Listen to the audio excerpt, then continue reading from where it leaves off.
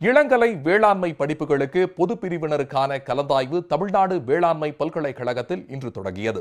இதில் ஈரோடு மாவட்டத்தைச் சேர்ந்த மோகனா என்ற மாணவி முதலிடம் பிடித்துள்ளார். கோவையில் உள்ள தமிழ்நாடு வேளாண்மை பல்கலைக்கழகத்தின் கீழ் உறுப்பு மற்றும் இணைப்பு கல்லூரிகளில் இயங்கி வருகின்றன. இவற்றில் 13 இளம் அறிவியல் மற்றும் இளம் தொழில்நுட்ப பட்ட படிப்புகளில் மொத்தம் உள்ள 2600 இடங்களுக்கு 36,280 விண்ணப்பங்கள் பெறப்பட்டன. கடந்த 20ஆம் தேதி தரவரிசை பட்டியல் வெளியிடப்பட்டதை தொடர்ந்து கடந்த 27 மற்றும் 28ஆம் தேதிகளில் சிறப்பு பிரிவினருக்கான கலந்தாய்வு நடைபெற்றது. இதன் மூலம் 32 இடங்கள் நிரப்பப்பட்டன. இந்நிலையில் இளங்கலை வேளாண் படிப்புகளுக்கு பொது பிரிவினர்களுக்கான கலந்தாய்வு தமிழ்நாடு வேளாண்மை பல்கலைக்கழகத்தில் இன்று காலை தொடங்கியது.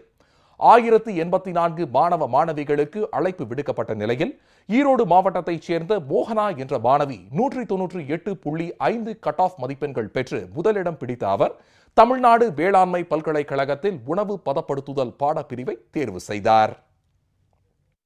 நான் 8 மெட்ரிக் ஹையர் செகண்டரி ஸ்கூலில் படித்தேன். நான் 12th 1191 மார்க்ஸ் வாங்கியிருந்தேன். என்னோட அக்ரி கட் ஆஃப் 198.50 வருது.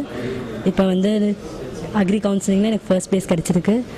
ஃபுட் ப்ராசஸ் இன்ஜினியரிங் சூஸ் பண்ணியிருக்கேன். அது பேஸில் ஃபியூச்சரில் ரிசர்ச் பண்ணணும்னு ஆசைப்பட்றேன்.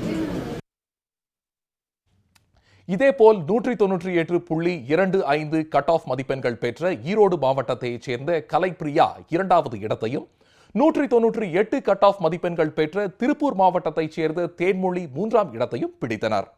மாணவர்களுக்கு தமிழக வேளாண்மை துறை அமைச்சர் திரு துரைக்கண்ணு மாணவர் சேர்க்கை சான்றிதழ்களை வழங்கி கலந்தாய்வை துவக்கி வைத்தார். முதல் கட்ட கலந்தாய்வு வருகின்ற 10ஆம் தேதி வரை நடைபெற உள்ளதாகவும் ஒவ்வொரு நாளும் கலந்தாய்வு 4 அமர்வுகளாக நடத்தப்படும் எனவும் பல்கலைக்கழக முதன்மையர் தெரிவித்தார். மேலும் வரும் 1ஆம் தேதி வேளாண் கல்லூரிகள் திறக்கப்படும் எனவும் அவர் கூறினார்.